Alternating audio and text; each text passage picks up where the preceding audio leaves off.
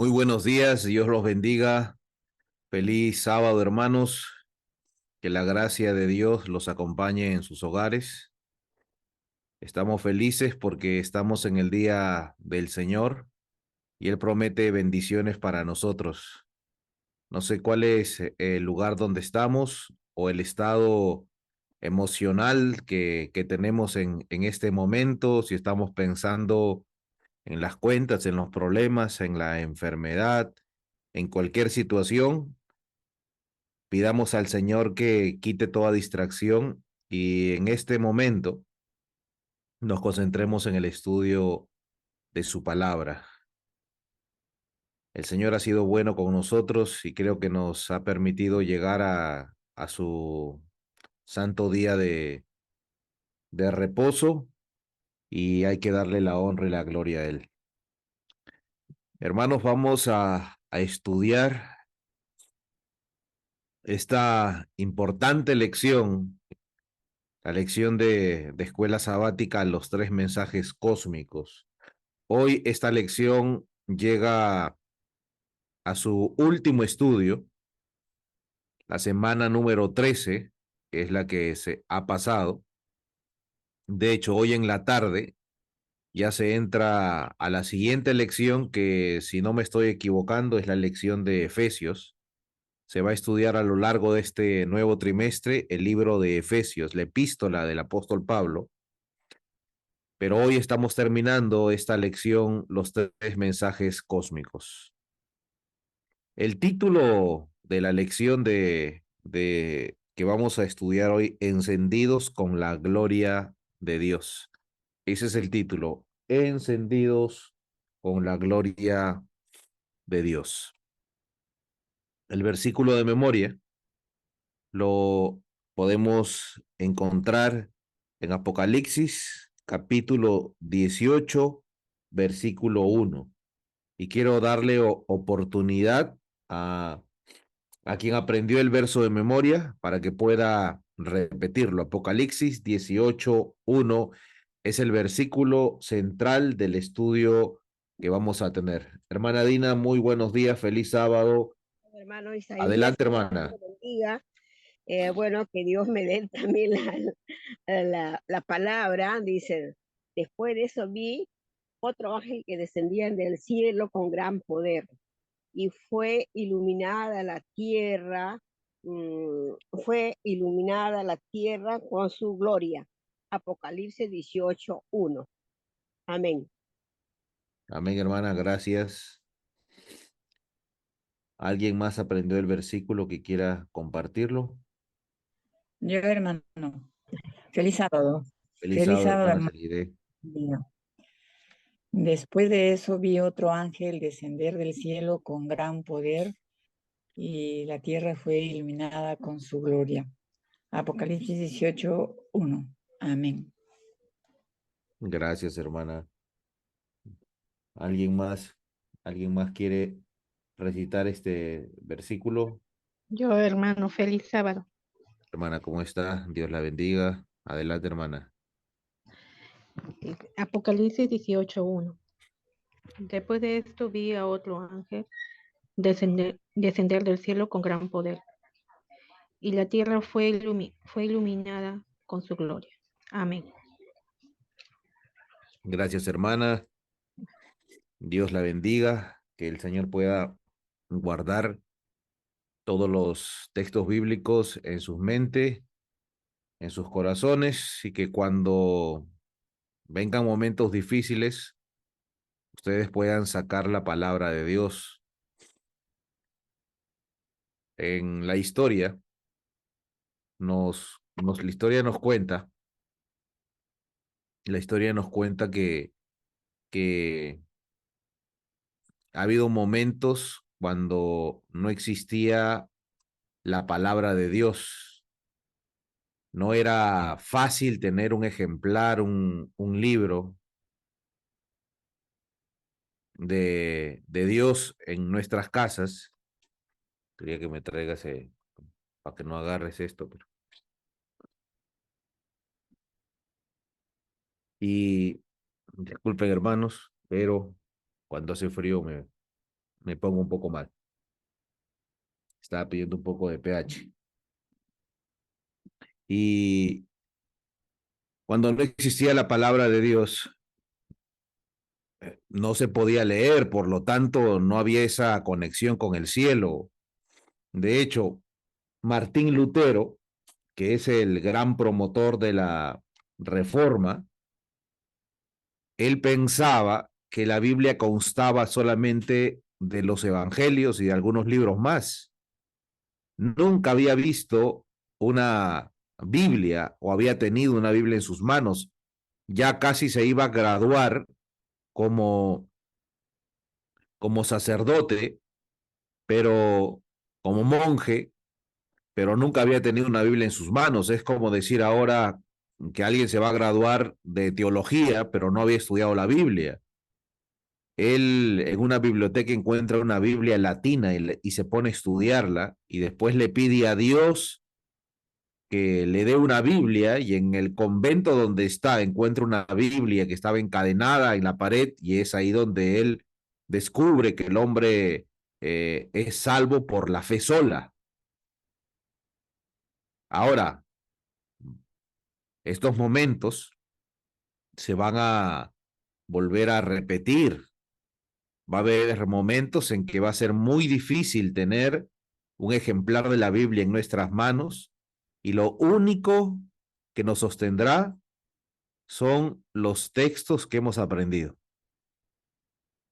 En los momentos difíciles vamos a tener que repetir nuestros textos bíblicos, que nos dimos el trabajo de pasar tiempo memorizando, no solamente en ese tiempo, sino ahora la victoria sobre cada pecado, sobre cada mal hábito, se da por medio de la palabra de Dios. Cuando yo me siento tentado a hacer algo, tengo que decir escrito está y repetir un texto bíblico. ¿Qué pasa con los que no aprenden los versículos de la Biblia? ¿Qué pasa con aquellos que no han hecho de la palabra de Dios algo importante y lo han dejado a segundo lugar? Pues no tendrán el arma, la herramienta, la espada para primero vencer el pecado y después para sostenerse en el tiempo final. Así que yo los exhorto a que tomen tiempo de aprenderse al menos el versículo de memoria. Si es que nos tomamos el tiempo de aprender el versículo de memoria, durante todo el año vamos a saber 52 versículos. Usted dirá, pero hermano, yo no me voy a poder repetir el versículo que repetí la primera semana de enero en diciembre. Pues se grabó en el cerebro. Y cuando se grabó en la mente, usted solamente lo repasa un poquito y ya va a estar ahí. Y de hecho, la promesa es que el Espíritu Santo les hará recordar.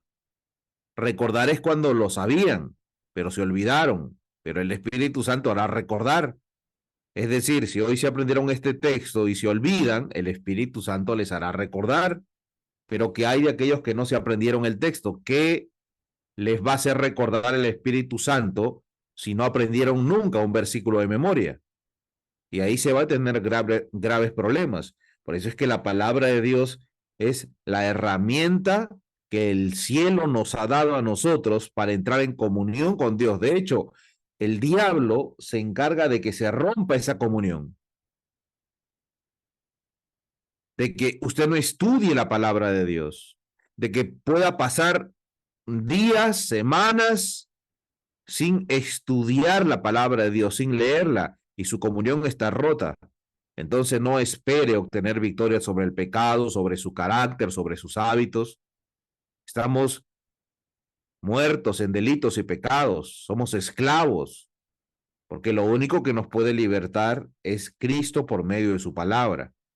Por eso es que nosotros, cuando descuidamos la palabra de Dios, estamos descuidando nuestra salvación, nuestra vida gozosa aquí en la tierra.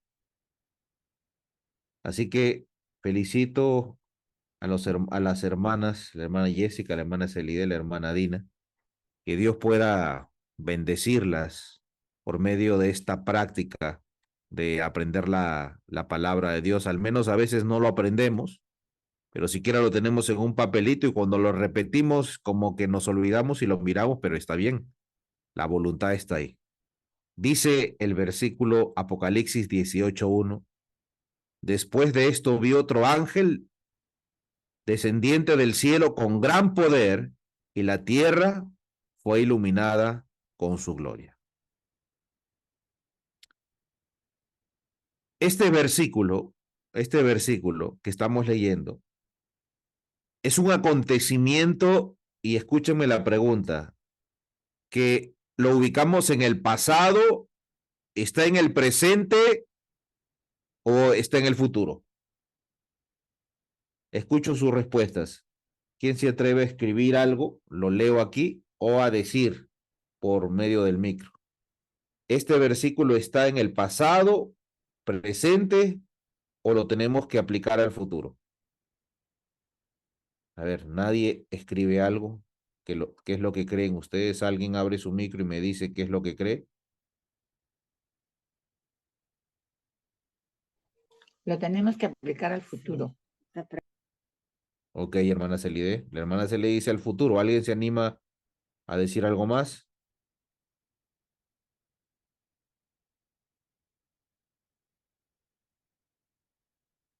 Yo quiero consolarme con la... Isaías, Dígame, hermana. disculpa, bueno, la palabra dice, después de eso vi otro ángel, o sea, esto se refiere al apóstol Juan, cuando él estuvo vivo, ¿no? Entonces eso se refiere a que él vio esta imagen, pero también se aplica para nuestro tiempo, ¿no? De ver que en un determinado momento que el ángel de Dios bajará con gran poder. Bueno, eso es lo que yo entiendo, hermano. Entonces, ¿está en el pasado o en el futuro, hermana Dina? Eh, yo le estoy diciendo, hermano, que ha sido aplicado en la época del apóstol Juan, pero también se aplica para nuestro tiempo, para mi tiempo.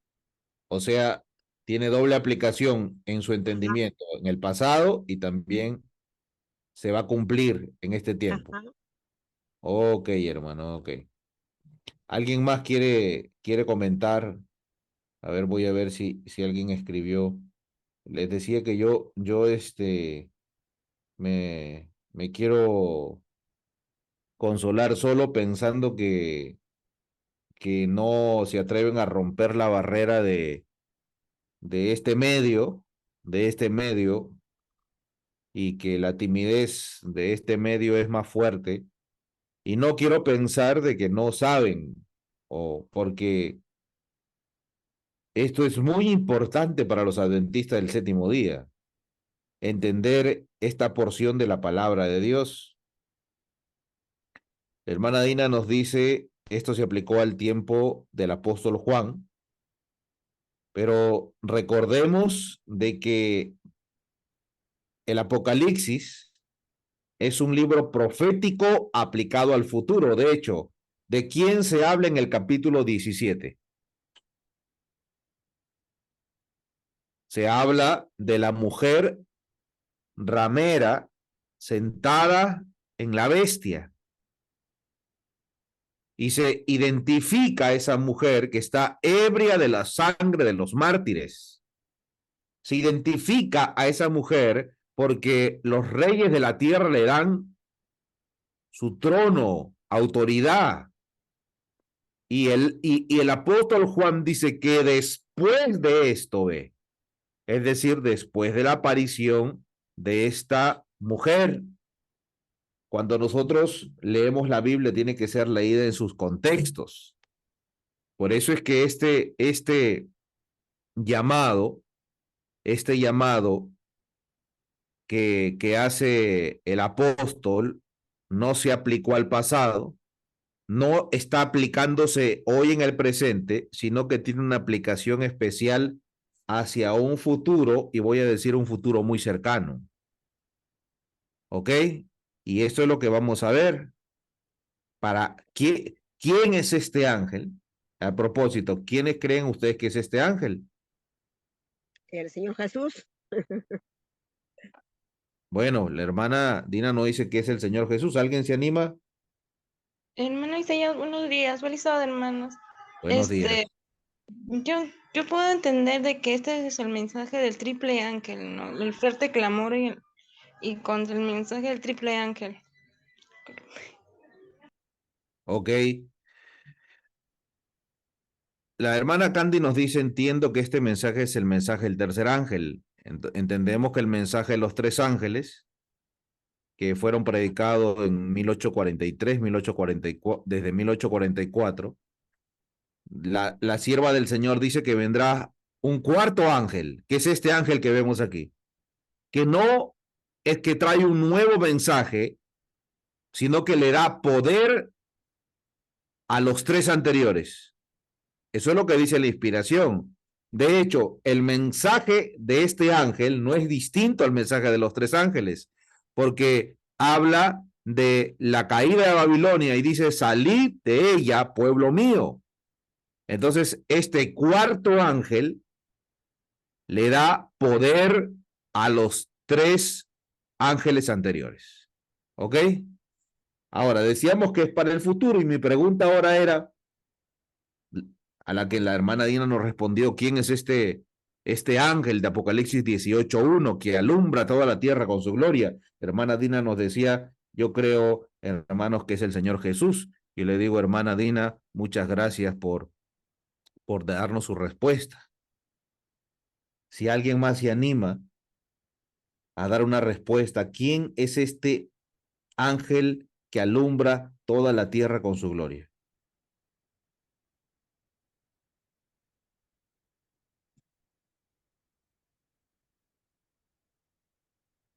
¿Alguien se anima a dar una respuesta?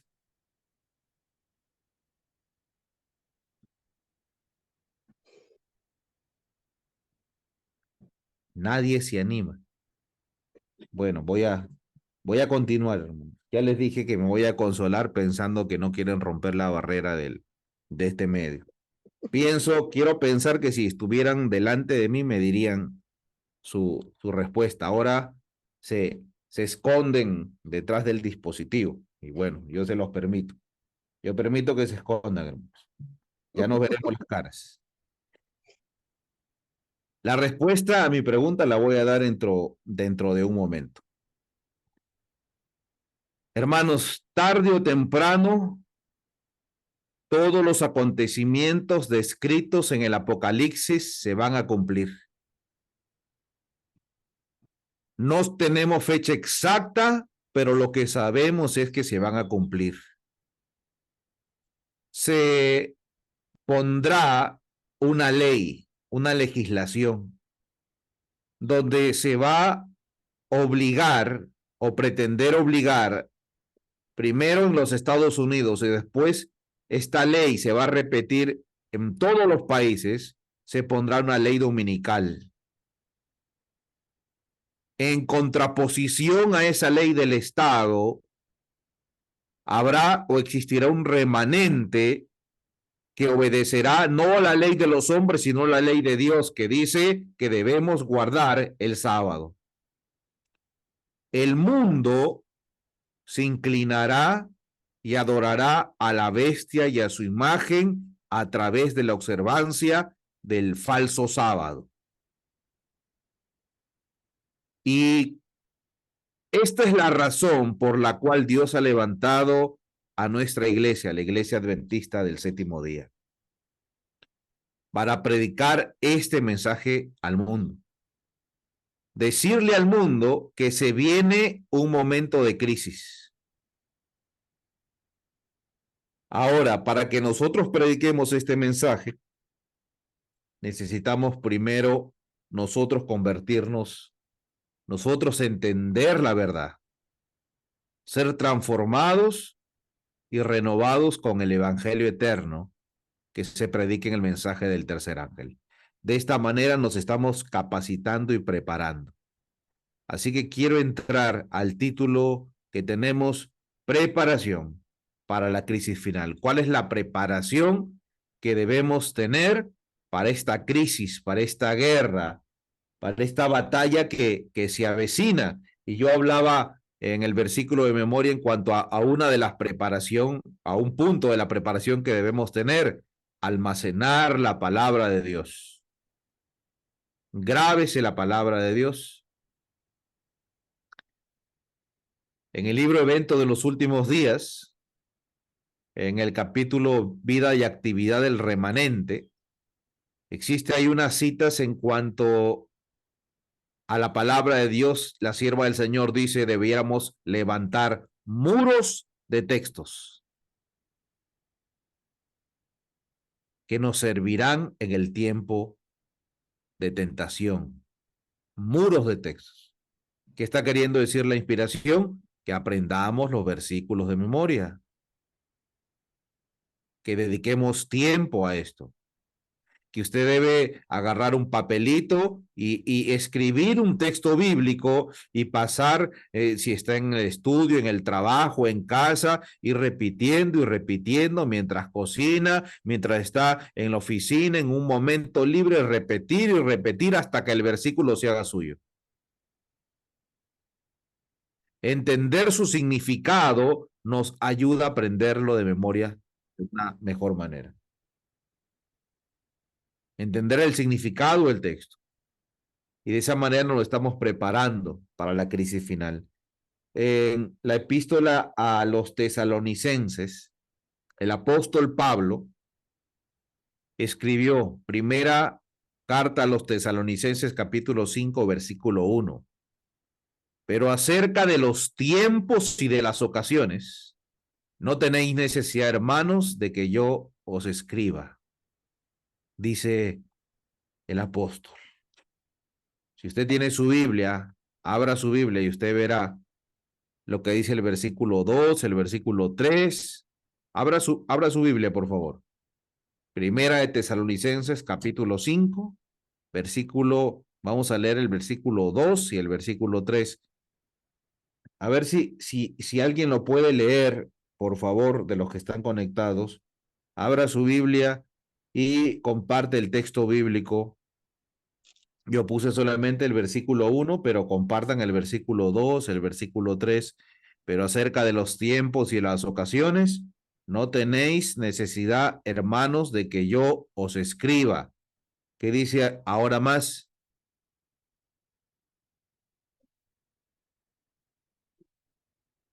Oscar, revisa el audio, creo que no me están escuchando.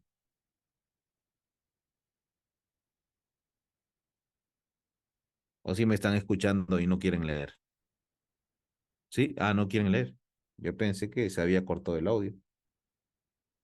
¿Alguien puede compartir el versículo?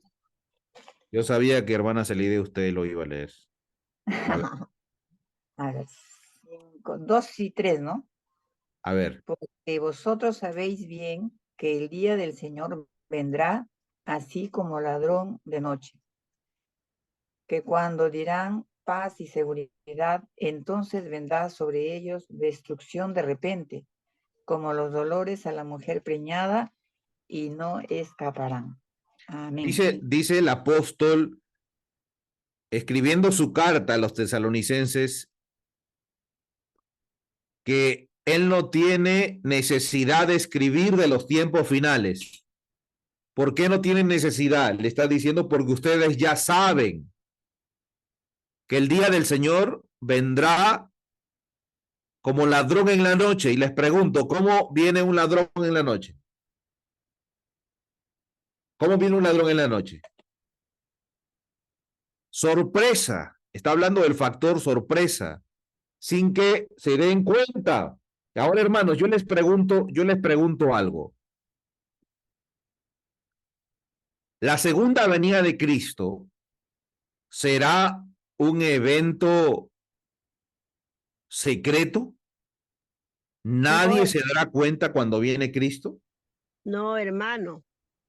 ¿Cómo será la venida de Cristo? ¿Cómo dice la Biblia que será? Todo ojo lo verá, hermano. Apocalipsis 1:7 dice que todo ojo lo verá. Otra cosa más que dice, ¿con quién viene? ¿Viene solo? No, con los ángeles. ¿Cuántos ángeles? ¿Cuántos con ángeles? Con sus millones y millones de ángeles, hermano. Eso es lo que dice la Escritura, ¿verdad? Ahora miren, ¿qué ocurre en la tierra cuando Cristo viene? ¿Se acuerdan? Ocurre, será iluminada. bueno, la tierra será iluminada, pero por la luz de Cristo, pero ocurre en la tierra algo, un desastre natural, un terremoto, hermanos. Sí, como nunca hubo desde el primer día de De la hecho, creación. la Biblia dice que los poderosos, y todo libre, todo esclavo, los magnates de la tierra van a las peñas y a los montes y dicen escondernos del rostro de aquel que está sentado y de la ira del cordero, porque su día es venido, dice. Es decir, de que la Biblia nos muestra de que la venida de Cristo será un evento que todos los van a ver, más fuerte que la luz del sol. Ahora, mi pregunta es entonces, ¿por qué el apóstol Pablo dice de que la venida de Cristo será como ladrón en la noche? ¿A qué evento se está refiriendo el apóstol? A ver, hermana Dina, usted que tiene el micro abierto. Hermano Isaías, Hermana dice Dina, que vendrá como el ladrón, de sorpresa, hermano. pero Mientras uno esté trabajando, cocinando y todas esas cosas, ahí el Señor vendrá, iluminará la tierra. bueno, ahora yo le digo cómo viene un ladrón. Usted se va a dormir, Y viene de está, sorpresa y nos está roba. muy cansado porque ha trabajado mucho. Y cuando se va a dormir, apaga las luces y entonces el ladrón entra a su casa muy despacio, no hace ruido y empieza a poner dentro de su bolsa cada una de las cosas de valor que están en su casa.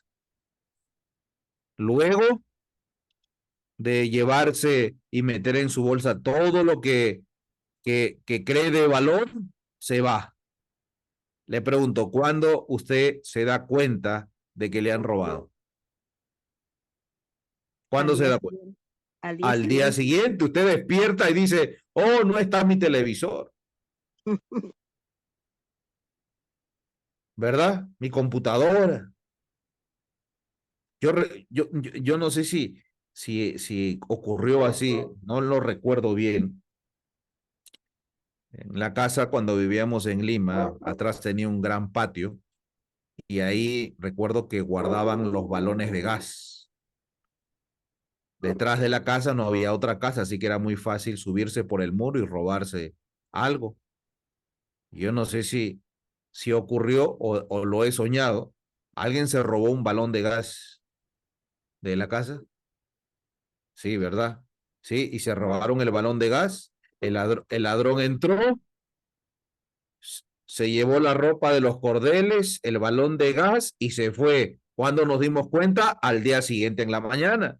Y el apóstol Pablo está diciendo que el día de la venida, ustedes saben que el día del Señor será como ladrón en la noche. Es decir, que nadie se va a dar cuenta cuando Cristo venga.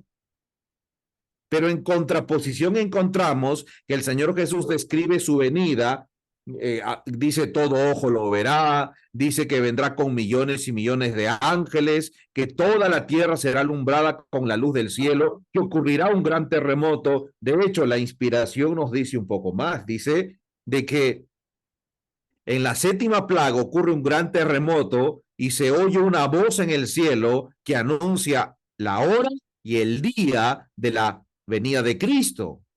Y los fieles hijos de Dios lo escuchan. Ocurre la resurrección especial. Es decir, que según lo registra la Biblia, la segunda venida de Cristo no será un evento secreto. Saben que algunos, algunas religiones, los protestantes, han utilizado estos textos y los textos del capítulo 4 de Tesalonicenses para hablar de un rapto secreto. que la venida de Cristo será un acto de los ha raptado de manera oculta a los hijos de Dios. Eso es lo que ellos quieren mostrar. Ahora, hermanos, ya no quiero hacer más énfasis en esto. El apóstol Pablo está haciendo referencia al fin del tiempo de la gracia. El día del Señor, el fin del tiempo de la gracia. Porque el fin del tiempo de la gracia es el fin de toda oportunidad para arrepentirnos. Y el fin de la gracia, del perdón, de la misericordia, se acaba de dos formas. O mejor dicho, se lo voy a decir de manera más clara. Digamos que somos 20 personas. El Señor un día va a empezar primero por la hermana Dina, después por la hermana Candy, después por la hermana Celide, después por la hermana Jessica, después por mí. Irá por cada uno de ellos, irá revisando nuestra vida. Ahora, ¿cuánto se va a demorar por cada uno de nosotros? Puede ser un segundo, como puede ser un minuto, como puede ser un día. Y una vez que pasa por mí, el Señor ya dio una sentencia, se terminó la gracia para mí. Se puede terminar la gracia para mí, pero aún quizá no para la hermana Celide. Para mí ya se terminó.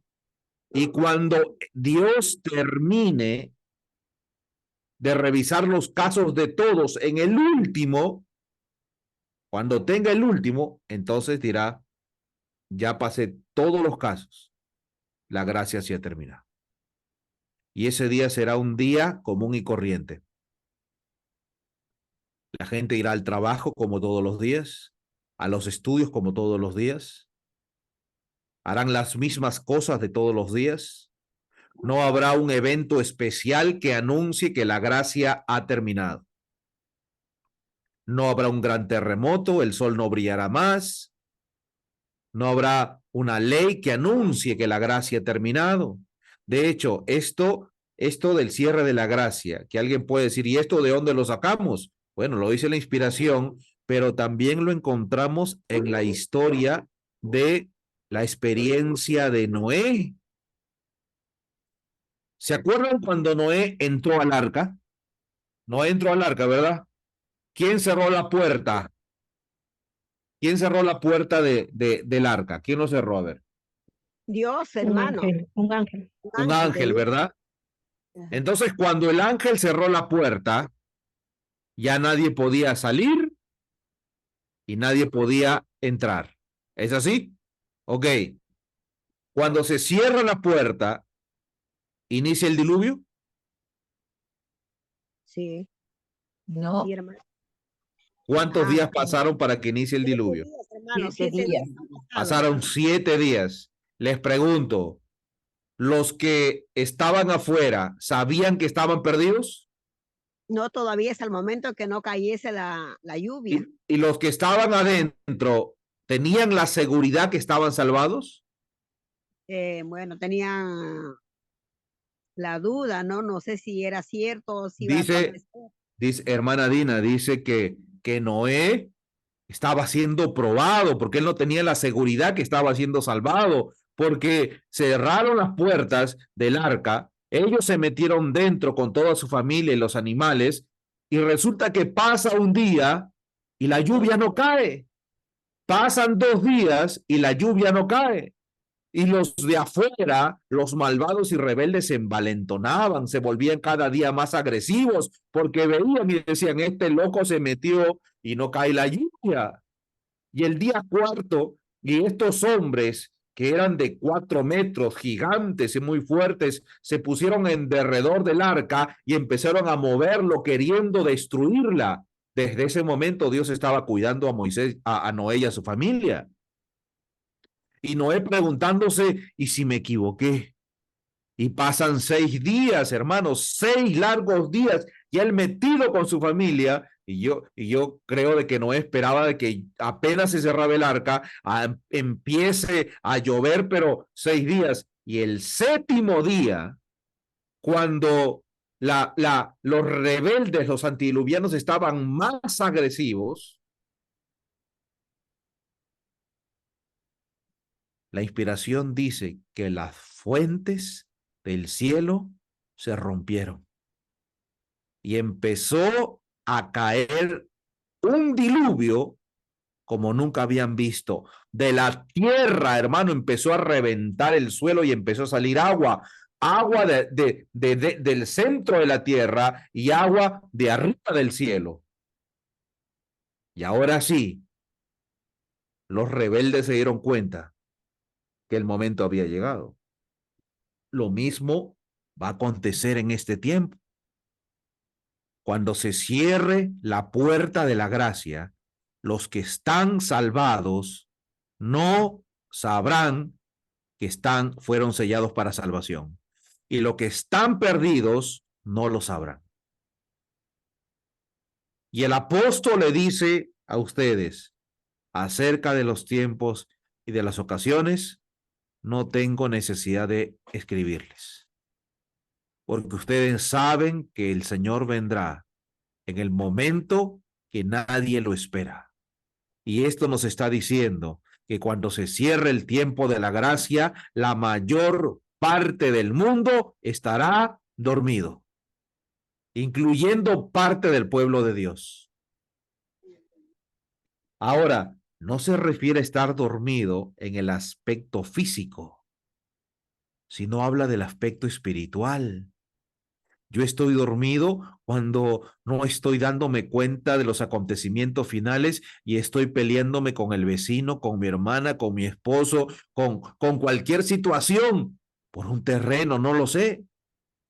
Yo estoy dormido cuando estoy trabajando mucho para acumular cosas materiales para vivir tranquilo en esta tierra.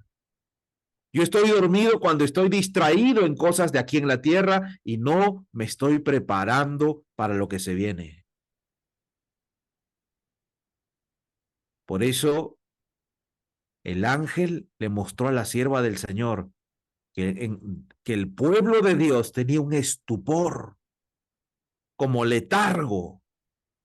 Usted ha experimentado esta situación, ha comido y entra en un estado de digestión y tiene que estar en un culto y usted se siente en el culto y quiere escuchar la palabra, sabe que está mal dormirse, de pronto le empieza a entrar un sueño que no puede controlar. Usted trata de estar despierto o despierta, pero el sueño es más fuerte. Lucha, guerrea, hace todo lo necesario, pero finalmente se duerme. Sabe que está mal, sabe que lo pueden ver, sabe que es vergonzoso, sabe que no es el lugar correcto, pero se duerme. Esto pasa en el aspecto espiritual. Y el apóstol dice que cuando el mundo diga paz y seguridad, vendrá la destrucción. Vendrá la destrucción. La sierva del Señor dice en Testimonios para la Iglesia, en el tomo 8, en la página 35, nosotros que conocemos la verdad,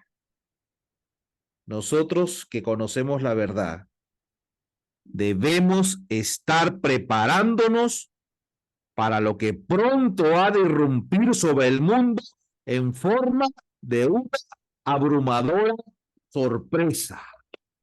¿Cuándo es sorpresa? ¿Cuándo es sorpresa, hermano?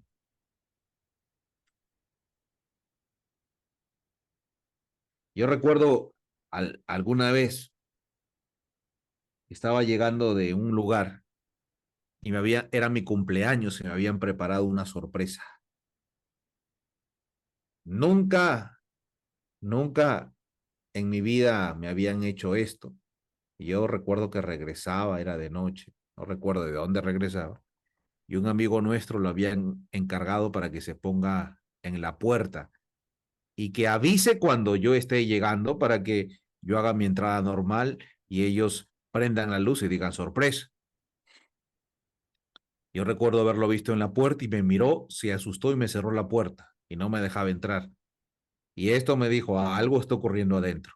Cuando yo entré y dijeron sorpresa, no era tanto la sorpresa porque él había anunciado esta situación. Yo interpreté su rostro y acontecimientos.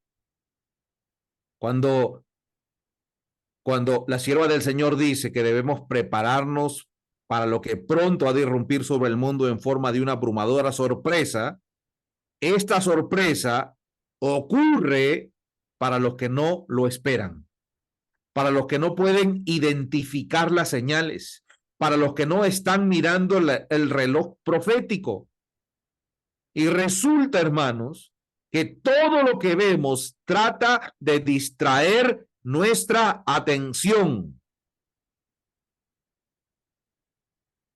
Recuerdo el día de ayer, yo estaba caminando con un plato de ensalada, estaba concentrado porque tenía otra cosa en la mano y veo a Rosarito un poco más lejos mirándome,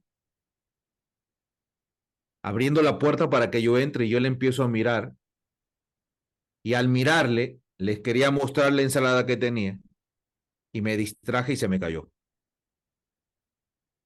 Me distraje de lo que yo estaba haciendo, del propósito. Dejé de mirar el blanco, la mira.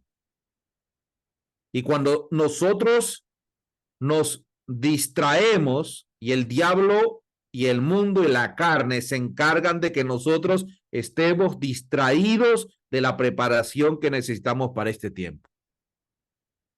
Y yo te pregunto en esta mañana, ¿en qué estás distraído? ¿En qué estás distraída? ¿Con quién estás peleando?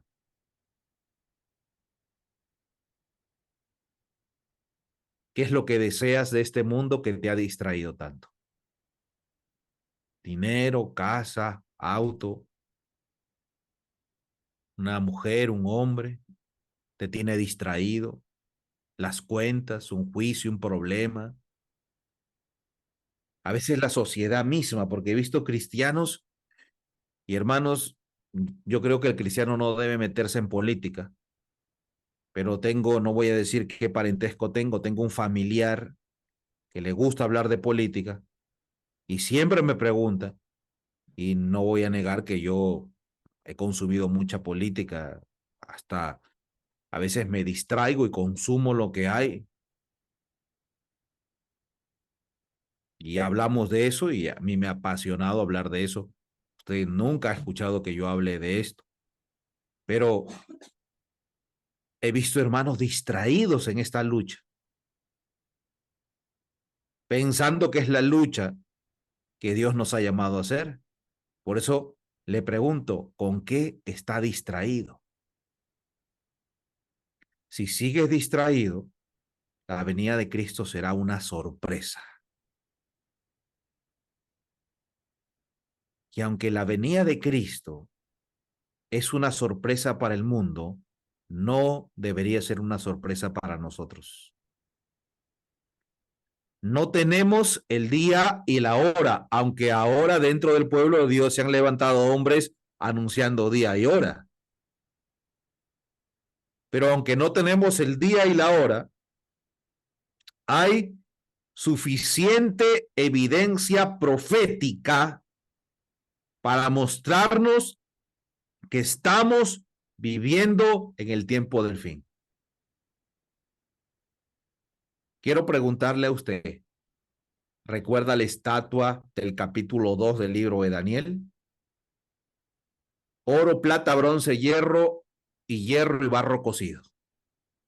Cada uno representa un reino, una parte de la historia de este mundo. ¿En qué parte vivimos nosotros?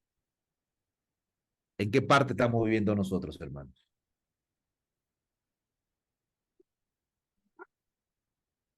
Y como decía un pastor, estamos viviendo no en los pies, sino en las uñas de los pies. Estamos en el último tiempo. Casi todo lo que se ha anunciado se está cumpliendo. Lo que sigue después es Cristo regresando en gloria. El consejo es, hermanos, evento en los últimos días, página 15. Se necesita un estudio mucho más detenido de la palabra de Dios, especialmente de Daniel y el Apocalipsis. Deben recibir atención como nunca antes. La luz que Daniel recibió de Dios fue dada especialmente para estos últimos días. Los seguidores de Cristo, otro libro, Evangelismo, página 145. Los seguidores de Cristo han de combinarse en un poderoso esfuerzo para llamar la atención del mundo a las profecías de la palabra de Dios que se cumplen rápidamente. Los predicadores deben presentar la segura palabra profética como fundamento de la fe de los adventistas del séptimo día.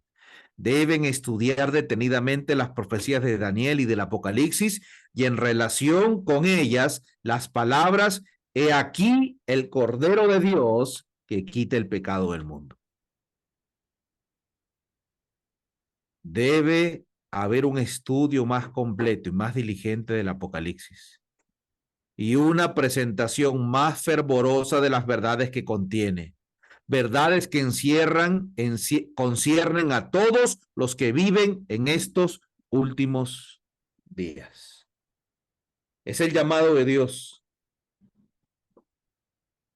El llamado de Dios: estudien el reloj profético. Solo de esa manera la venida de Cristo no será una sorpresa para nosotros. Cuando usted quiere ir a algún lugar, mira el reloj, ¿no? Y es el tiempo, y es el tiempo, y es el tiempo.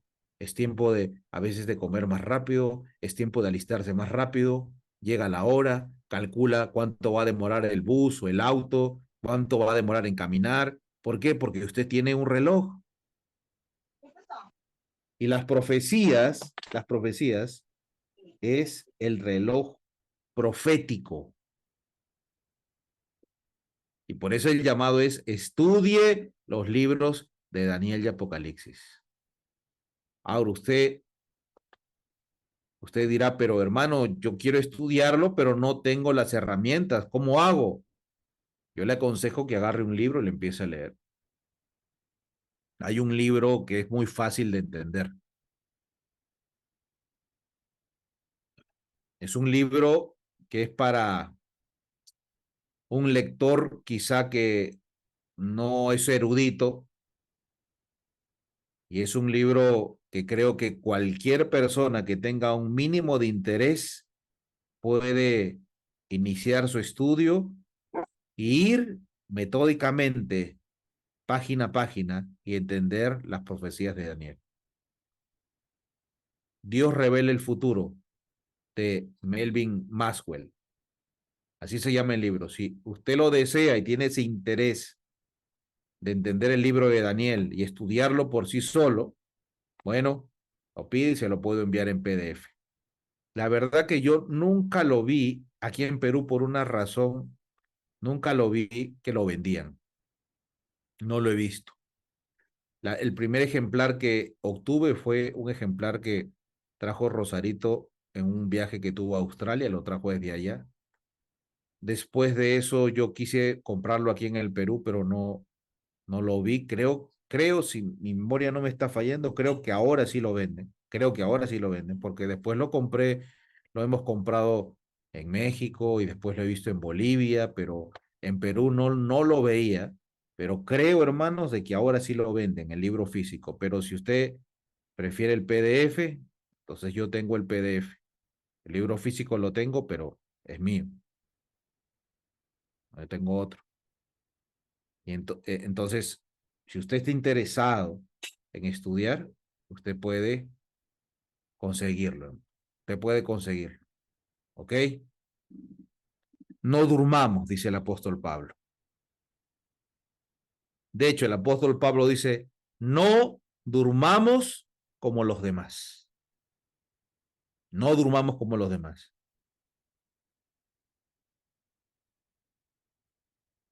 Y si te dicen no duermas, ¿qué quiere decir? ¿Que estás despierto o estás dormido? Lo primero, hermanos, que tenemos que hacer es aceptar que estamos dormidos. El cambio empieza de esa manera. Acepto que estoy mal. Mientras yo no acepto que estoy mal, no puedo cambiar. Si yo estoy convencido que estoy despierto, estoy bien, entonces no hay cambio en mi vida. Y ese es el problema de nuestra iglesia. No acepta que está dormida. La Odisea dice que es rico. No tiene necesidad de nada, no tiene necesidad de mensajes, de reavivamiento, de reformas. Estoy bien con lo que tengo. No tengo necesidad de nada, dice la Odisea. Y por eso no puede progresar. Lo primero que tenemos que hacer es reconocer. Y ahora, si nos cuesta reconocer, es porque no le estamos pidiendo al Espíritu Santo, porque ¿quién es el que nos convence de pecado, justicia y juicio? El Espíritu Santo. El Espíritu Santo es quien obra. No sé si a usted le pasa cuando lee una cita, escucha un mensaje especial y empieza a decir, bueno, yo estoy dormido, estoy dormida, yo no estoy haciendo algo por la obra de Dios y se siente un poco mal. Ese fastidio es el Espíritu Santo incomodándolo para que se dé cuenta que tiene que actuar. Es el Espíritu Santo del Señor. Así que dígale, Señor, si usted se sintió incómodo, dígale, Señor, la obra que iniciaste, termínala, por favor, despiértame. Y ponga de su parte, consiga algo para estudiar. Si no tiene un libro, agarre la Biblia, el libro de Daniel y empiece a leerlo. El libro de Apocalipsis. Y el libro de Apocalipsis también tiene un libro que lo interpreta, que es el libro Conflicto de los Siglos. Cuando usted lee el libro de Apocalipsis, el libro de Apocalipsis dice bestia. El conflicto de los siglos dice el papado, el catolicismo. Usted lee el Apocalipsis, dice segunda bestia. El conflicto de los siglos dice Estados Unidos. El Apocalipsis dice la imagen de la bestia. El Apocalipsis dice el protestantismo apóstata tomando poder político. El Apocalipsis dice marca de la bestia, pero el conflicto de los siglos dice ley dominical. El Apocalipsis dice sello de Dios, conflicto de los siglos, habla del sábado. El Apocalipsis habla de iglesia pura y de iglesia ramera. El conflicto de los siglos te dice quién es esta mujer pura, perdón, y esta mujer ramera es una iglesia pura, la iglesia católica. Pero de alguna manera tenemos que empezar. No podemos seguir sentados sin hacer algo por nuestro estado espiritual. Porque pasa el tiempo, pasan los años y nosotros seguimos igual. Tenemos que prepararnos para la crisis que se avecina. Orando, estudiando la palabra de Dios, quitando todo obstáculo que nos impide nuestro progreso espiritual, tomando decisiones. Que el Señor pueda dirigir nuestros corazones, hermanos. Quiero entrar en un punto más que titula Conocer la verdad. Conocer la verdad. Nuestro Señor Jesús dijo en Juan 8:32, conoceréis la verdad. ¿Y qué hace la verdad? La verdad libera, hermanos. Yo escuché una frase que decía, la verdad puede ser, la mentira puede ser dulce o puede ser amarga, pero siempre es mala. La verdad puede ser dulce o puede ser amarga, pero siempre es buena. Y a veces no nos gusta escuchar la verdad. Yo lo experimenté y he visto, lo experimenté lo que vi en otras personas.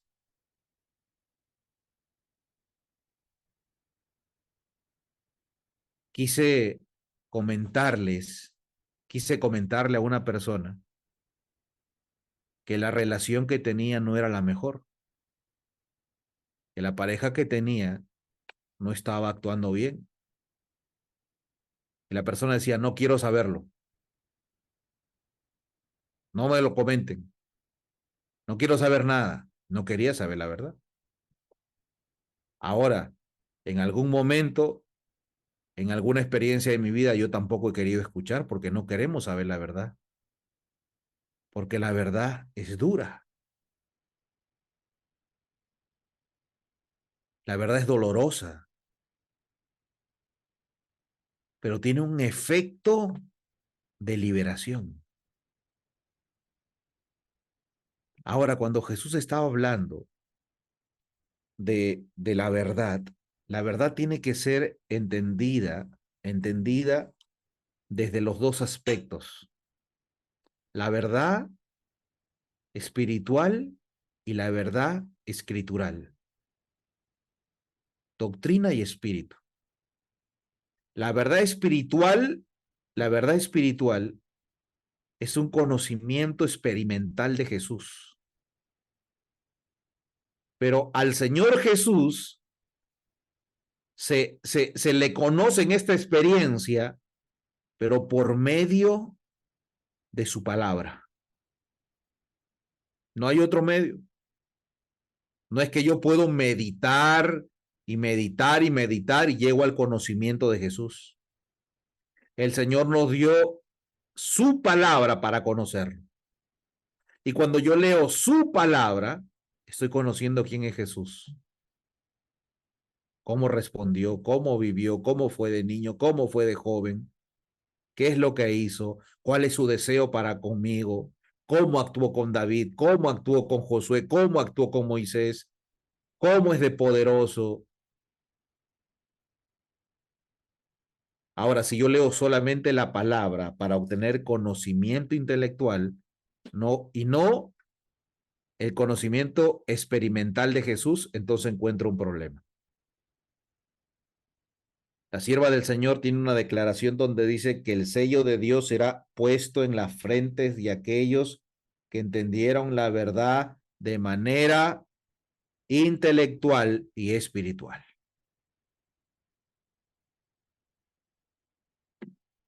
Y de esa manera la verdad liberta. Ahora, hermanos, en la actualidad, como siempre, hay dos grupos de personas. Hay unos que hacen énfasis en el conocimiento intelectual de la verdad. De hecho, dentro de la iglesia adventista se utiliza esta expresión. Yo conocí la verdad. Yo conocí el mensaje a los 16 años, 15 años. El mundo protestante dice, yo conocí a Cristo o yo me entregué a Cristo. Nosotros utilizamos yo conocí la verdad o el mensaje. Yo conocí el mensaje de Cristo a los 16 años o la verdad de Cristo. Y eso creo que nosotros deberíamos entenderlo. La palabra de Dios, vista desde un aspecto intelectual, no puede cambiarnos. Hay eruditos dentro del pueblo de Dios que tuercen la palabra de Dios, que niegan, los de la alta crítica, por ejemplo, niegan los 7 días de la creación, el diluvio y algunas otras cosas más, lo niegan, pero estudian la palabra de Dios, pero solamente desde el aspecto intelectual, leen desde el aspecto intelectual, pueden memorizar textos desde el aspecto intelectual, pero no han puesto la palabra de Dios en su corazón, no han tratado de conocer y entender a aquel que dio la palabra de Dios, que nos está hablando a nosotros en primer lugar. Y entonces, cuando no ocurre eso, no hay un cambio real. Entonces hay un grupo que cree en la palabra de Dios, en la verdad, en discutir con textos bíblicos. Son duros con la palabra de Dios. El otro grupo es aquellos que han espiritualizado la verdad y ya no gustan de la palabra de Dios y la doctrina. Y hermanos, cuando Nosotros conocemos la verdad nos liberta, desde el aspecto espiritual y el aspecto intelectual del conocimiento. Yo quiero leerles una cita, miren, Conflicto de los siglos 511.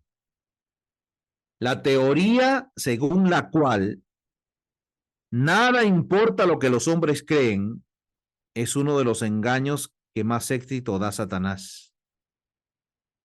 Bien sabe él que la verdad recibida con amor, y aquí está hablando de la doctrina. ¿Por qué escribe esto la sierva del Señor? Porque empezaron a decir, y la sierva del Señor lo sabía, no importa la doctrina, no importa lo que creas, lo que importa es que aceptes a Cristo. Yo lo escucho todo el tiempo. Lo más importante es tu conexión con Jesús. La teoría según la cual nada importa lo que los hombres creen es uno de los engaños que más éxito da Satanás. Bien sabe él que la verdad recibida con amor santifica el alma del que la recibe. De aquí que trate siempre de sustituirla con falsas teorías, con fábulas o con otro evangelio. Lo que se predica hoy es otro evangelio. Un evangelio que exalta a un Cristo romántico, que te perdona, que te restaura, separado de sus doctrinas, separado de la ley de Dios. Y esa verdad no liberta, hermanos. La sierva del Señor tiene una declaración que dice: miles se unen a la iglesia sin haberse unido jamás a Cristo. Es cierto, a veces cuando hay campañas, se une gente a la iglesia, se bautizan, pero no hay un cambio real en su corazón. Traen sus prácticas a la iglesia. El sábado pasado, hermanos, el sábado pasado, estaba viendo el culto divino de la iglesia de Forest City, de Florida, del pastor Joel Barrios.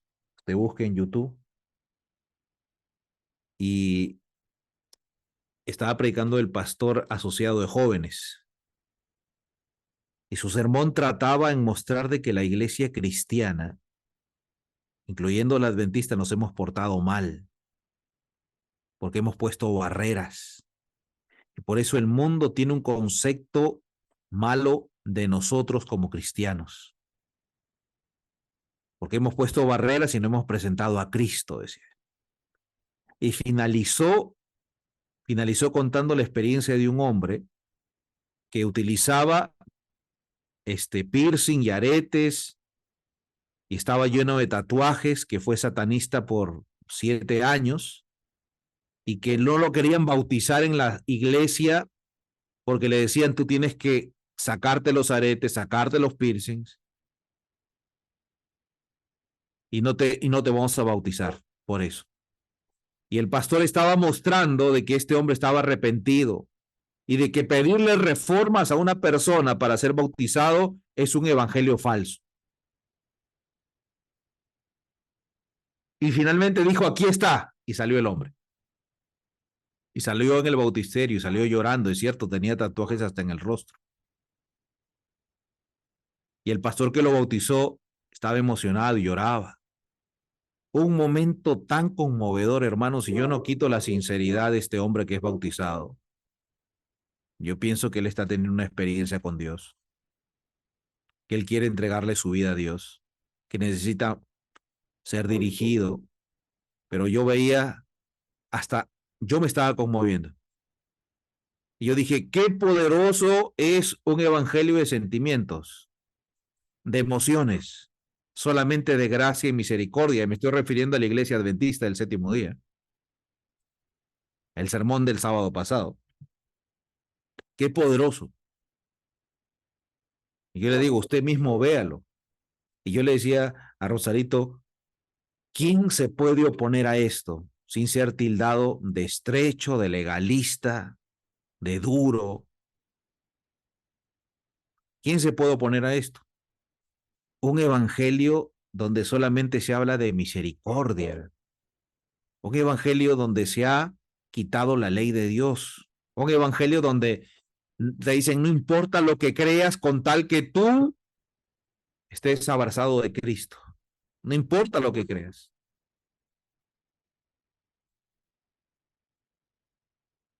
Y esta es una de las armas de Satanás. La verdad nos hace libres. La doctrina nos liberta del engaño. Y cuando nosotros predicamos la doctrina correcta, poniendo al Señor de la doctrina en el centro, que es el Señor Jesús, esa doctrina es poderosa. Cuando yo enseño el sábado, mostrando que Jesús es el Señor del sábado, tendremos más gente guardando el sábado con gozo. Pero cuando yo destituyo la doctrina y le saco al Señor del sábado, entonces tendremos gente legalista, tratando de guardar el sábado, pero no teniendo el gozo y haciendo este día una delicia. Porque le saqué el centro, que es Jesús, que viene a cambiar tu corazón. Por eso es que hubo una lucha tremenda, hermanos, cuando el adventismo se inicia. Usted entenderá que el adventismo se inicia y tiene que progresar en medio de tanta doctrina falsa, en medio de la doctrina de la inmortalidad del alma, en medio de la doctrina del infierno, en medio de la doctrina de la santificación del domingo, en medio de la doctrina de que la ley fue clavada en la cruz. En medio de todo esto, el adventismo se abrió paso, pero cometió un error, porque tenía que luchar contra doctrina. Entonces era doctrina contra doctrina.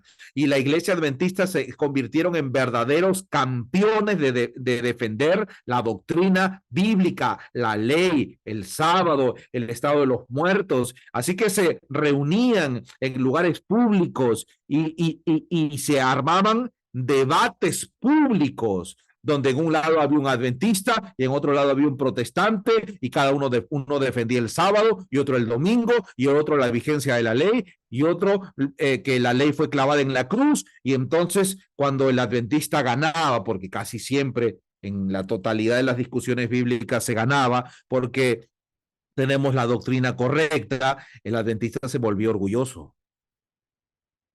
Y esto hizo de que la enseñanza de la verdad se vuelva fría. Y finalmente se empezó a entender el defender la verdad como el defenderla de una manera intelectual. En este momento de crisis, hermanos, porque es una crisis, un legalismo, aparece el mensaje de 1888. La revista Señales de los Tiempos, que era dirigida por el padre del pastor A.T. Jones, ayudado por su hijo ahora, y ayudado por el pastor Waggoner, empezaron a hablar de la gracia. Y entonces estaban luchando los truenos del Sinaí contra las nubes del Gólgota. Y esto creó un cisma.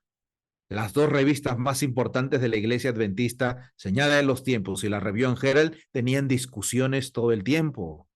Y la sierva del Señor escribió y dijo, nada bueno saldrán de estas discusiones.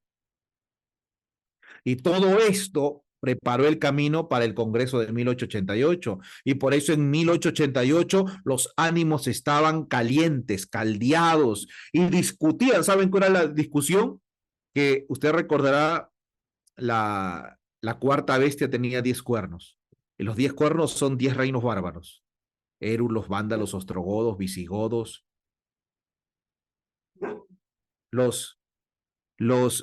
Una facción de los del Congreso creían que un reino bárbaro eran los hunos, si no me estoy equivocando. La tribu bárbara de los hunos. Y otra facción creían que eran los vándalos. Finalmente, ahora sabemos que son los vándalos. Pero no, parte de los 10. Y esto era una discusión entre ellos. Discutían por eso. Y esto caldeó los ánimos para que finalmente se rechace el mensaje de la justificación por la fe. El mensaje de justificación por la fe venía no a echar la doctrina por tierra, hermanos, porque la doctrina era correcta, sino tendía a poner a Jesús como el centro de la doctrina. El pastor Wagner y el pastor Jones empezaron a decir que cuando tú aceptas a Cristo, hay cambio de corazón, y el cambio de corazón te permite guardar el sábado. Que el cambio no es de afuera para adentro, sino de dentro por afuera. Que tú no tienes que empezar a forzarte a decir el sábado me tiene que gustar, el sábado me tiene que gustar, sino que cuando Cristo cambia tu corazón, tú te gozas en guardar el sábado. Hay cambio de naturaleza, y ese mensaje le parecía, para los adventistas ortodoxos, les parecía una doctrina evangélica. Finalmente se rechazó el mensaje de 1888. Porque se corre el peligro de ser muy ortodoxos en la doctrina, pero por el otro lado está el peligro de espiritualizar la verdad y echar a un lado las doctrinas.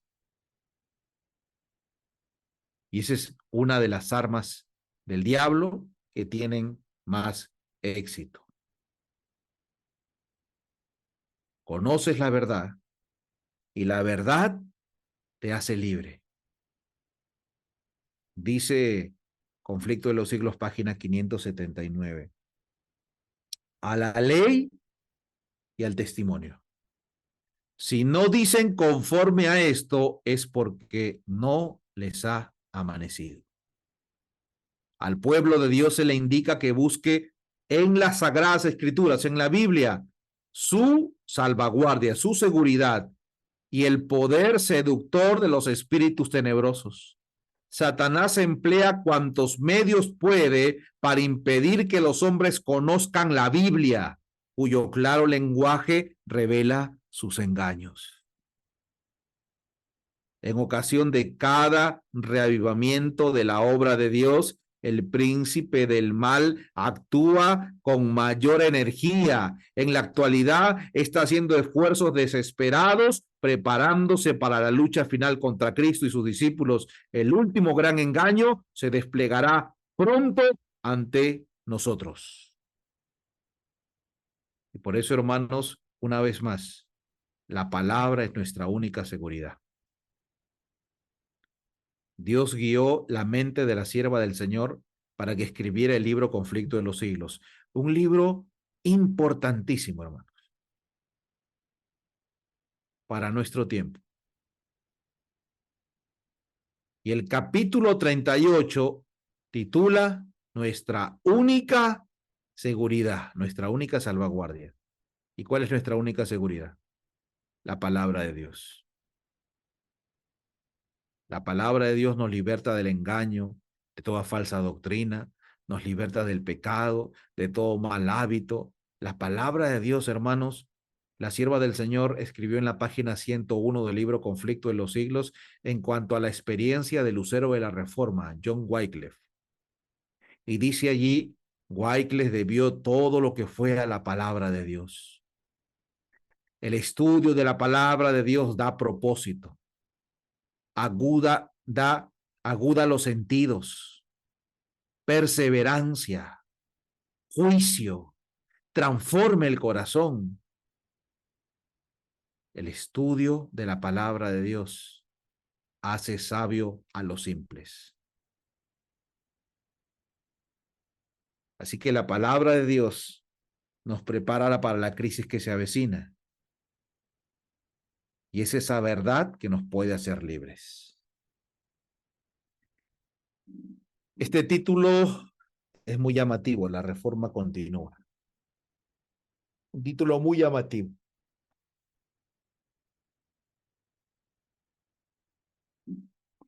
Voy a hacer voy a mostrarles este diagrama para entender un poquito las fechas de cómo se empezó la reforma. Lutero, a quien se le ha catalogado como un hombre, un loco. Hoy hay muchos que después de de muchos años, más de 500 años, pueden volver al pasado, según ellos, y hacerle un psicoanálisis a Lutero y concluir que era un hombre que tenía un desequilibrio mental, un hombre paranoico, un hombre que pensaba todo el tiempo que lo perseguían, que luchaba con Satanás. En cierta ocasión, estando en el castillo de Walburg, él estaba escribiendo, traduciendo la Biblia al alemán, cuando sintió la presencia de Satanás y agarró el tintero que tenía en la mesa y le tiró al diablo, porque él pensaba que estaba el diablo ahí, le tiró el tintero con tanta fuerza que el tintero fue y cayó en la pared, se rompió y manchó la pared. Dicen que hasta hoy se puede ver esa mancha que, que, que hizo Lutero con la tinta, porque él luchaba, él creía que había una lucha acérrima contra las huestes del enemigo. Y por eso que compuso la canción Castillo Fuerte. Y la compuso justo, antes que vayamos, en el año 1529, si más no recuerdo, cuando los príncipes iban a la dieta de Espira, a esta asamblea.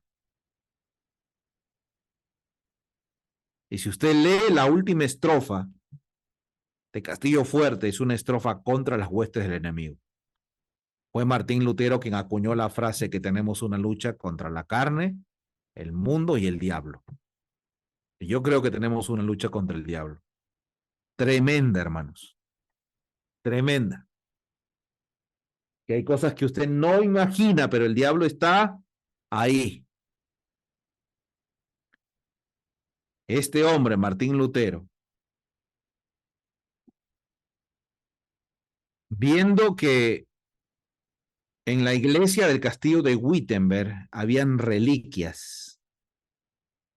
Estaba el ala del ángel Gabriel, los clavos de la cruz de Cristo, astillas de la cruz de Cristo, leche del seno de María, la cabeza de Juan el Bautista, y que todas estas reliquias eran puestas en esa iglesia, y que los adeptos católicos pagaban y llevaban ofrendas a esta iglesia porque se había enseñado que si tú tenías acceso y podías tocar estas reliquias, estabas ganando tu acceso al cielo.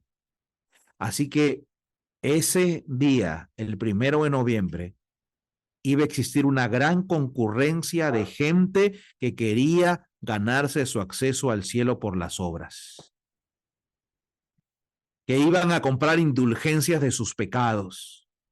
Y Martín Lutero escribió 95 proposiciones donde atacaba directamente las indulgencias y lo clavó en esa puerta de esa catedral el 31 de octubre del año 1517, y creemos que ahí empezó la Reforma Protestante. Creemos que ese día se inició un cambio en el mundo. Ahora, entre el mes de enero y el mes de mayo del año 1521 se llevó a cabo la dieta de Worms. La asamblea fue convocada por Carlos V y era una dieta, una asamblea para abordar o tocar un tema especial: los libros o las ideas que Martín Lutero puso en estos libros del reformista Martín Lutero. ¿Qué había puesto Martín Lutero en sus libros? Criticaba abiertamente a la Iglesia Católica. Y se citó esta asamblea, la dieta de Worms, para discutir sobre eso. Sin embargo, no se discutió, sino que el prelado papal le dijo a Lutero: ¿te arrepientes de lo que has escrito? Y Lutero quiso explicar por qué lo escribió y le dijeron: no, ¿te arrepientes o no te arrepientes? te retractas de lo que escribiste, pero yo escribí ahí varias cosas, entonces yo tendría que, no, que te retractas o no te retractas. No se discutió acerca de sus obras. Y Lutero pide un día. Bueno, si me pueden dar un día, por favor. Y al día siguiente la pregunta fue la misma, ¿te retractas? Pero el Lutero de ese momento yo no era el Lutero del día anterior. Porque ese Lutero había luchado en oración con Dios. Y ahora Lutero dice, si se acuerdan, yo no puedo ni quiero retractarme porque no está bien para mi conciencia. Todo está dicho. Dios, ayúdame. Y sale libre. Ahora, hermanos, cuando esto pasó en la dieta de Worms, en Worms salió un edicto para que la doctrina de Lutero no se predique más y se persiga a aquellos que lo prediquen. En el año 1526 se concede libertad en Alemania, donde cada uno podía pensar según su conciencia y aceptar la doctrina de Lutero o no. Pero en el año 1529, el 19 de abril, se celebra la dieta de Spira. ¿Qué se vio en la dieta de Spira? Se quería anular la libertad. Libertad de conciencia. Así que en la dieta de Spira se reúnen 6 importantes príncipes, 14 representantes de las ciudades alemanas y firman todos juntos un documento que presentan en esa dieta donde protestan contra el edicto del emperador Carlos V, porque Carlos V estaba anulando la tolerancia religiosa que ellos habían ganado legalmente. Así que de esta protesta que se hace en el año 1529, se inicia la reforma protestante, se le da poder al protestantismo. De hecho, es de aquí donde se utiliza el término protestantismo, porque los príncipes protestaron en contra del edicto del rey que quería coartar la libertad religiosa. El protestantismo tiene fuerza aquí.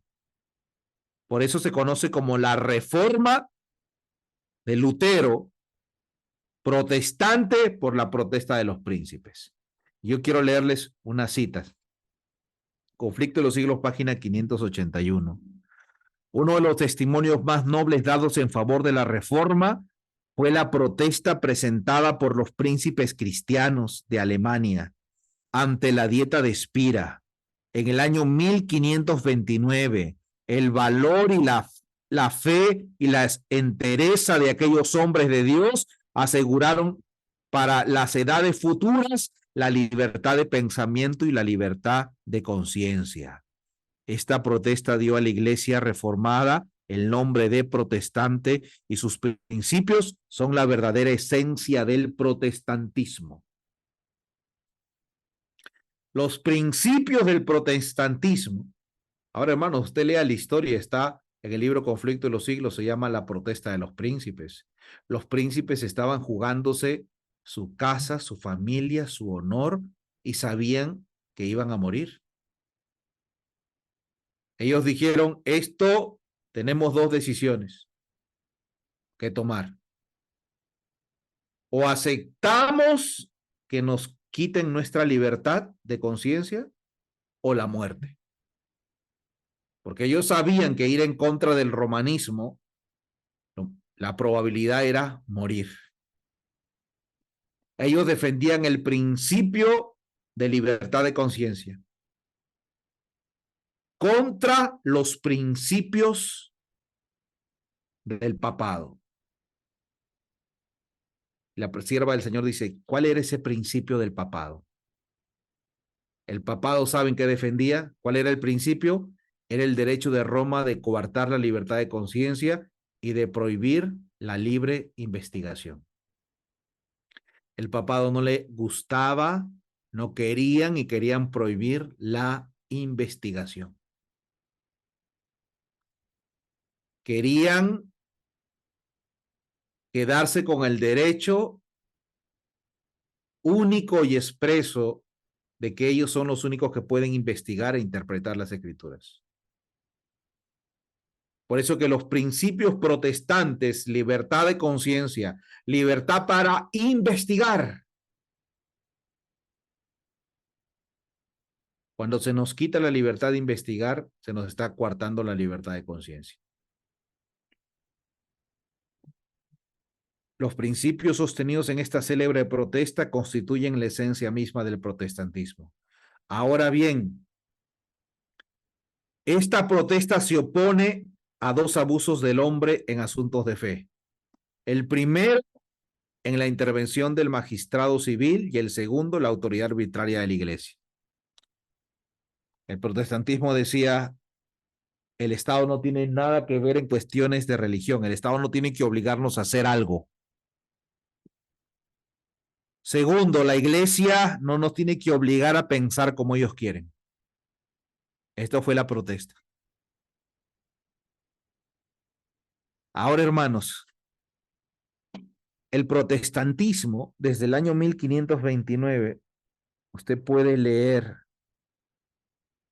cómo esta victoria abrió paso a la reforma. Esta protesta abrió paso a la reforma. Se levantaron diferentes hombres de fe, hombres que ponían la Biblia como base, hombres que se levantaron y salieron de la iglesia papal o fueron excomulgados y empezaron a enseñar la verdad de la palabra de Dios en diferentes países, diferentes lugares. Esos movimientos llegaron a Estados Unidos y se han fortalecido como religiones muy fuertes. Ahora, hermanos, hace algunos años atrás, este hombre, Tony Palmer, salió un video que usted lo puede ver. Si no lo vio, búsquelo en YouTube. Este hombre, si no me estoy olvidando, líder anglicano, salió predicando frente a un gran número de líderes protestantes, diciendo esta frase: la protesta ha terminado. Ya no protestemos más porque esto ha terminado. Tony Palmer predicó un mensaje que fue aprobado, a quien ve usted en imágenes, que está a la mano izquierda de Tony Palmer, derecha nuestra, izquierda de él, este hombre con traje, Kenneth Copeland, un líder muy reconocido, predicador del Evangelio de la Prosperidad, líder de las iglesias protestantes, estuvo ahí. Y Tony Palmer enseñó un video donde había grabado al Papa Francisco, al Papa Bergoglio, diciendo: unámonos, ustedes son nuestros hermanos. Y Tony Palmer estaba predicando y convenciendo que ya no protestemos más, que ahora tenemos que unirnos, que la protesta ha terminado, que los puntos de doctrina ya no tienen que dividirnos, ahora tenemos que unirnos. Así que este obispo ecuménico anglicano Tony Palmer hizo un llamado a los representantes de las diferentes religiones protestantes para que se unan al catolicismo, pues la protesta había terminado. Y todos dijeron amén. Gloria a Dios. Ya no protestemos más. Ahora, hermanos, yo no le voy a decir de que la Iglesia Adventista del Séptimo Día se ha unido al Concilio Mundial de Iglesias, porque cuando usted va al website del Concilio Mundial de Iglesias, usted no encuentra el nombre de la Iglesia Adventista. Pero sí voy a decir que algunos líderes tienen comezón ecuménica. Yo no voy a decir que nosotros como iglesia nos hemos unido al ecumenismo y que hemos apostatado y hay que salirnos de la iglesia. Lo que sí creo que es que algunos líderes tienen comezón ecuménica y que esos líderes no son el peligro en sí mismo, sino que la doctrina disfrazada, la doctrina ecuménica disfrazada, que hace de que creamos que no importa lo que creamos y se está predicando un evangelio solamente de gracia. Oh, ya no hay que ofender. El mensaje del tercer ángel no tiene cabida. No se puede hablar de la marca de la bestia sin ofender a la bestia, ¿no? Y por eso el mensaje del tercer ángel no tiene cabida en este mensaje o en esta manera de vivir ecuménica. Y muchos están diciendo que la protesta ha terminado, que ya no hay que vivir ofendiendo. Yo creo que no hay que vivir ofendiendo. Yo creo que no podemos mostrarnos como anticatólicos, pero hay que predicar a los católicos. Yo creo que el mensaje no debe ser un látigo o un palo, pero hay que decir si alguno adora a la bestia y a su imagen. Busquemos el equilibrio. Hoy este mensaje ecuménico se está regando por distintos lugares. La protesta ha terminado. Ahora, hermanos, ¿será que como adventistas algunos han dicho, no, nosotros no somos protestantes, los adventistas no somos protestantes? Nuestros orígenes no son los protestantes. Nosotros nos originamos en 1844. Los protestantes se originan en la dieta de Spira, 1529. Yo quiero leerles una cita, hermanos. La sierva del Señor viene hablando de las reformas de Esdras, de Nehemías, y dice en ese énfasis, los reformadores cuya protesta nos dio el nombre de protestantes, dice la sierva del Señor. Nosotros los adventistas del séptimo día también somos protestantes. Consideraron que Dios había llamado a dar al mundo la luz del evangelio y en su esfuerzo por hacerlo estaban listos para sacrificar sus bienes, su libertad, aún la misma vida.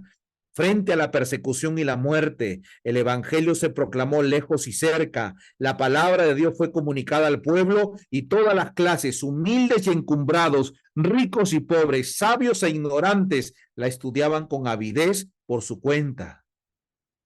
Somos nosotros, en este último conflicto de la gran controversia, tan fieles a nuestro cometido como lo fueron al suyo los primeros reformadores.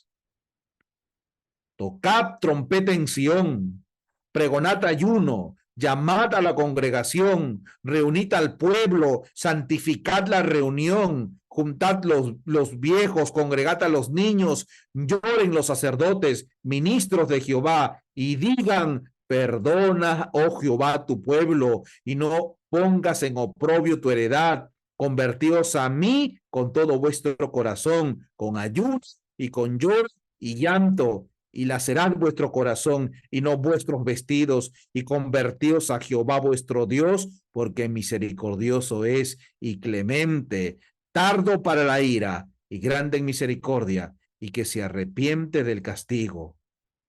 ¿Quién sabe si volverá y se apiadará y dejará bendición tras él? La reforma sigue, hermanos. La protesta continúa, porque el mundo tiene que hacer reformas. El verdadero día de reposo, el día bíblico, tiene que ser proclamado en todo el mundo justo antes del regreso de nuestro Señor. La protesta continúa, pero para protestar se viene un momento igual que en el momento en que se levantó la protesta, donde protestar significaba arriesgar mi vida, mi trabajo, mi casa, mi familia, lo que soy, lo que tengo. Y vendrá ese momento, se va a repetir, cuando yo diga, no es el domingo, cuando yo quiera ser un verdadero reparador de portillos, cuando diga la ley de Dios está en vigencia y la ley de Dios dice que el día de adoración es el sábado, entonces viene ese momento cuando eso significa arriesgar mi vida,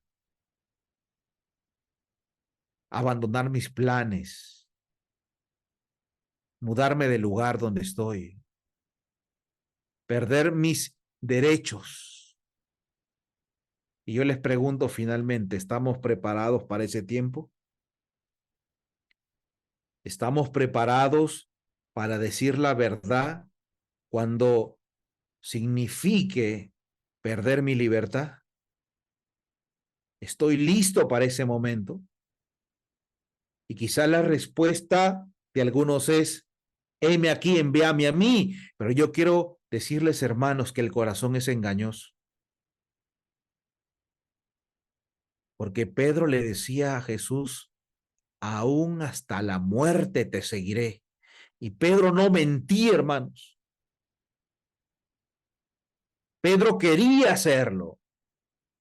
Por eso es que cuando viene Judas con los soldados del templo a tomar preso a Jesús, Pedro estaba cumpliendo lo que dijo, hasta la muerte te seguiré, y sacó su espada y trató de matar a Malco.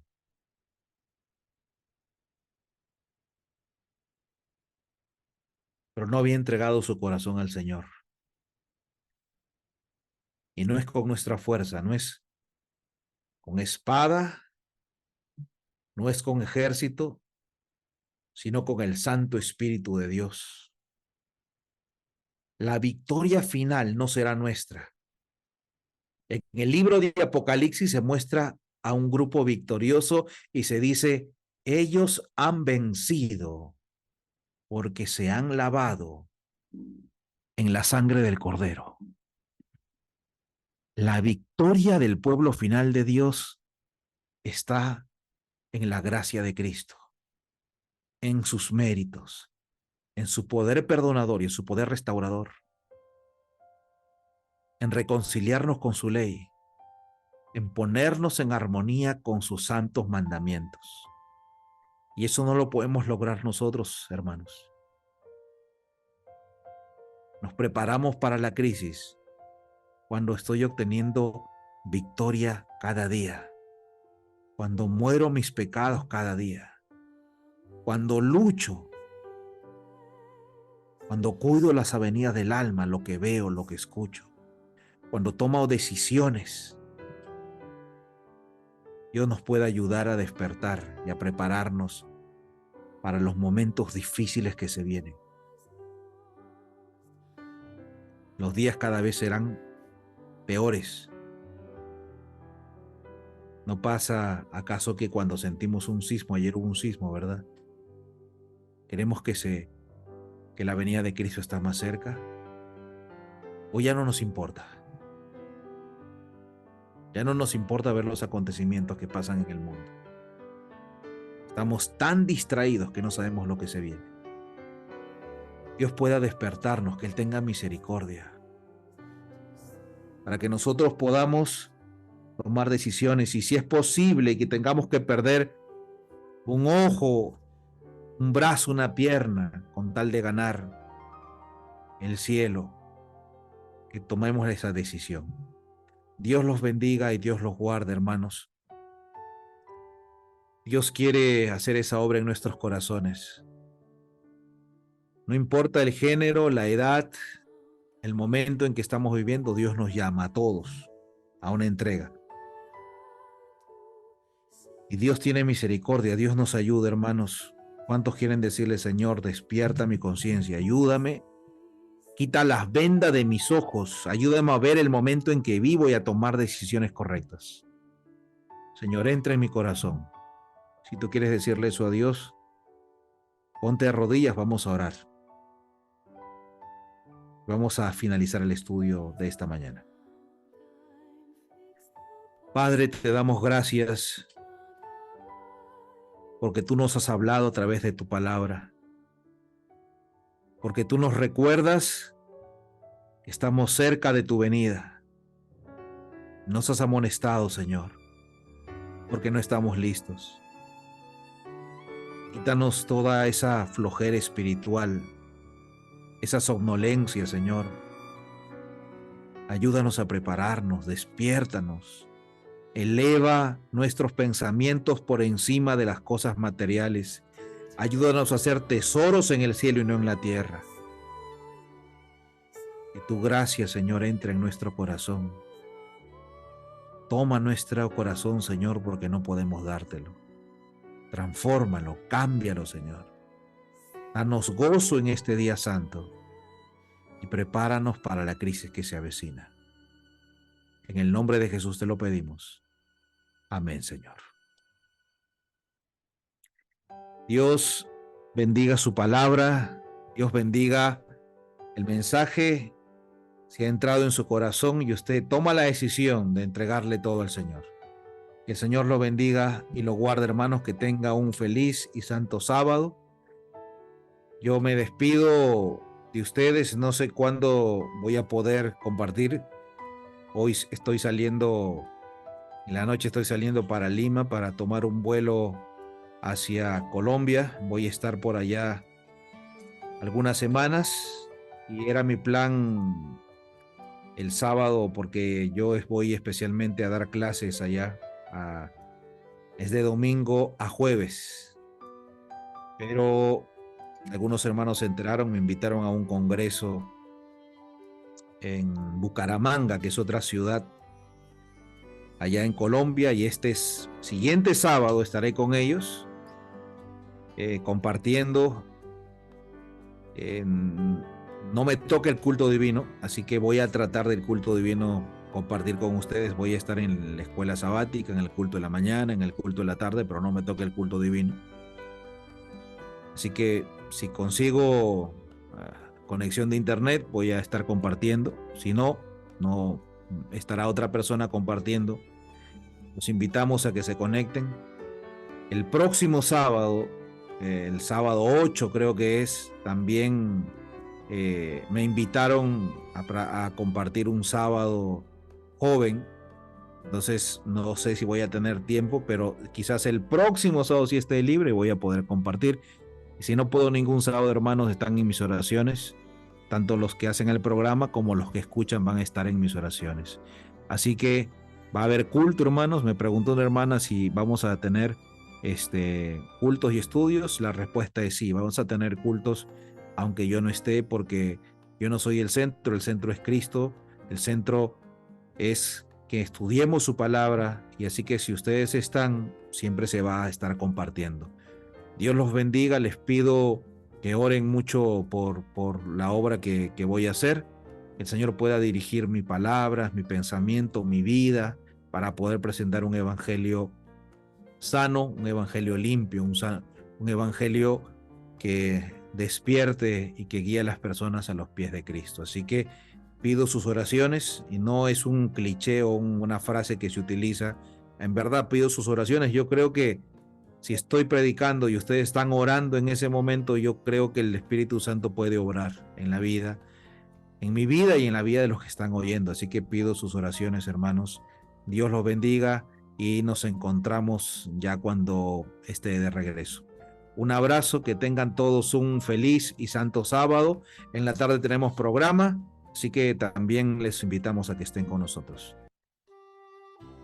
Dios los bendiga, hermanos. No quiero dar un anuncio más. Una hermana esta semana me alcanzó un dinero para pagar el Zoom, y yo me olvido del Zoom. Yo me olvido por una razón. porque para inscribirse al Zoom hay que poner una cuenta. Y yo pongo mi cuenta y entonces el Zoom te cobra sin avisarte a veces. Y solo me acuerdo cuando ya no hay nada en la cuenta y el Zoom me dice, no, ya no tienes dinero en la cuenta, así que tienes que pagar. Entonces me mandan mensajes de textos y todo eso. Así que si el Señor pone en su corazón que ustedes puedan aportar para pagar la plataforma de Zoom, que son $15 mensual, Dios pueda bendecirlos y ayudarlos para que puedan colaborar. Pero si no tienen, hermanos, sus oraciones también son necesarias, porque usted puede orar, Señor, que alguien pueda poner, o Señor, dame para poner, pero necesitamos todo, orar, necesitamos también pagar esto. Dios los ayude, hermanos, y que podamos encontrarnos cuando me toque predicar de nuevo y estar aquí con ustedes y poder decir en nuestro corazón, hemos obtenido victoria sobre el pecado. Dios los bendiga, nos encontramos en la tarde. Un abrazo, que tengan un feliz y santo sábado. Amén.